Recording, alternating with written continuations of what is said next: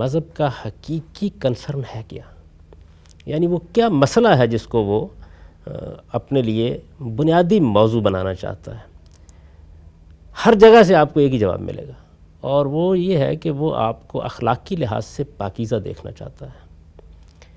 اب یہ جو مقصد ہے مذہب کا، اگر آپ غور کریں تو یہ حقیقتاً میں پوری انسانیت کا مقصد ہے۔ یعنی میرے اور ایک جانور میں بنیادی فرق کیا ہے؟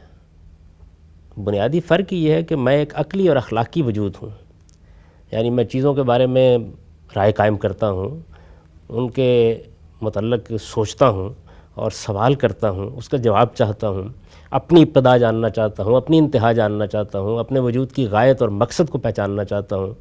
یہی فرق ہے۔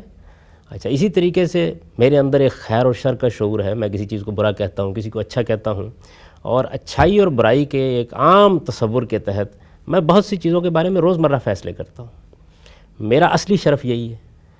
تو مذہب میری انسانیت کے اسی بنیادی تقاضے کے بارے میں میری رہنمائی کرتا ہے، یعنی وہ کوئی ایسی خارجی چیز نہیں ہے جو باہر سے آتی ہے، میرے اندر اس کے لیے کوئی پیاس نہیں ہے، کوئی تقاضا نہیں ہے اور مجھ پر مسلط ہو جاتی ہے۔ میرے وجود کے اندر یہ سارے پہلو موجود ہیں۔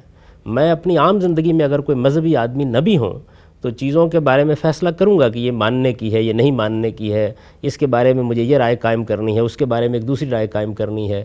خیر اور شر کے بارے میں بھی میں کوئی باہر کی تعلیم کا اصلاً محتاج نہیں ہوں، بلکہ جیسے ہی میں شعور کی عمر کو پہنچتا ہوں تو مجھ پر واضح ہو جاتا ہے کہ جھوٹ ایک بری چیز ہے، بددیانتی ایک بری چیز ہے۔ یہ میرا وہ شعور ہے، احساس ہے کہ جو مجھے برتر انسانیت کی طرف لے جاتا ہے۔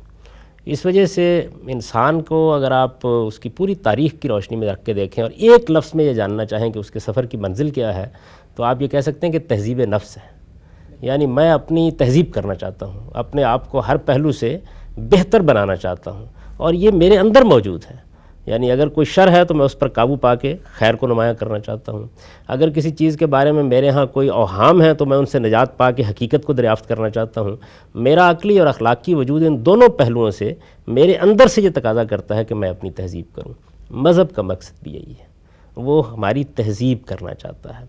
اب جب ہماری وہ تہذیب کرنا چاہتا ہے تو کوئی ایسی بات کیوں کہے گا کہ جو بات اس کے اس مقصد سے دور لے جانے والی ہو؟ کبھی نہیں کہے گا۔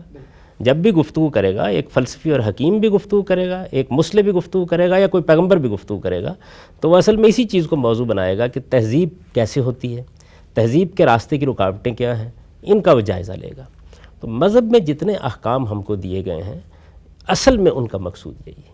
پہلے تو یہ بنیادی بات جان لینی چاہیے، یعنی وہ کیا چیز ہے کہ جو کسی چیز کو جائز قرار دینے کا باعث بنتی ہے، وہ کیا چیز ہے جو کسی چیز کو ناجائز قرار دینے کا باعث بنتی ہے۔ جائز اور ناجائز کے الفاظ بولے کیوں جاتے ہیں؟ اس لیے کہ کوئی چیز آپ کی تہذیب نفس میں رکاوٹ بن رہی ہے، کوئی اس کو خراب کرنے کا باعث بن رہی ہے۔ یہ بنیادی بات ہے۔